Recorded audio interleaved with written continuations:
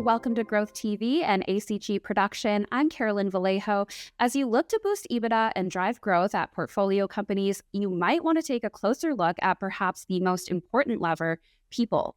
Today, we're joined by David Watson of ThinkWin to learn more about how your superstars drive value. David, welcome to Growth TV. Hey, thanks for having me, Carol. First of all, tell me a little bit about this theory that 10% of people at a company drive 90% of its value.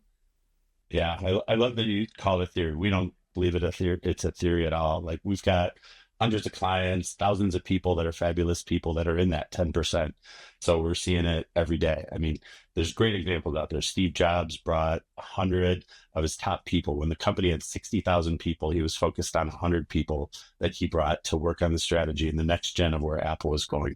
McKinsey, more recently, talked about investing in 250 of their top people to be the next generation of partners, and they had 40,000 people. So we don't think it's a theory at all. When we work with our CEOs, the reason they bring us in there's really three reasons. One is there's been an over promotion of people. Like there's title inflation and there's great people that are really individual contributors that are now in leadership and they don't lead these A players as well as they can. Basically B players are leading A players. Huge loss in productivity there. Number two, the CEOs, the messaging just gets lost. If they're in this major strategy or they're pushing forward in their business, the message doesn't get communicated down to this level. And those A players aren't able to execute and deliver the value that they want. And then number three, sometimes they're just angry and disengaged and frustrated. And that's what drives this huge retention. So kind of those three things, we really end up being an advisory to help these fabulous people accelerate their performance and development inside with a focus on driving the value. So really that's what we're about, is trying to tie the performance of these great individuals to the value that the organization is looking for. One of the biggest topics today when it comes to talent is the effect and the potential future effect of AI on human capital. So tell me a little bit about how you see AI impacting that top percent as well as the remaining 90%. Yeah, let me start with the remaining 90%. I mean, that oversimplified AI, it tells you what to do or what you want, but it doesn't drive this really higher level, higher order thinking that you need. So what you're seeing happen is companies like IBM announce we don't actually need to hire more people because AI is taking some of those jobs. UPS actually came out and said the opposite. Like we invested in AI and we actually laid people off. Like most CEOs aren't going to come out and say, we're going to invest in AI and lay off 20% of our workforce, but it's secretly happening. Like Scott Galloway is a professor at New York University, the business school there, and he calls it corporate Ozempic. Like basically put AI in your systems, reduce the headcount, and you're still going to drive profitability. Like it's crazy. So here's two things really that you should do with the top tier, that 10% that we're talking about. There's a good book called the 10X rule. And basically it says 20% of your effort drives 80% of your results. So how can you really optimize that 20%?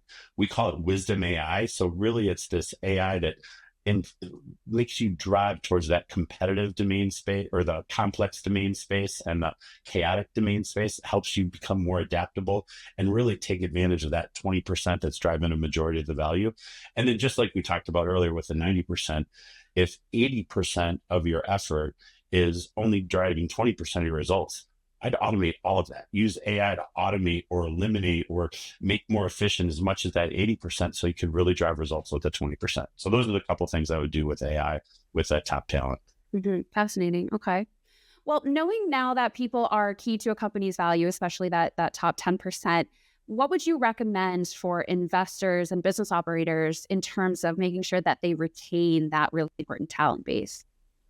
Yeah, I guess first you got to find them, right? And I think that's the key thing. Yeah, we're saying you should invest in them, but I think there's really three different places to think about. One is there's obvious, right? There's 10 people in the organization that it's obvious that you should be working with, right? It's the same 100 that Steve Jobs worked with. You can look around and these are the people that you know are working on the hard problems that you're just going to go to. They're the anchors of anything that you're doing inside the organization.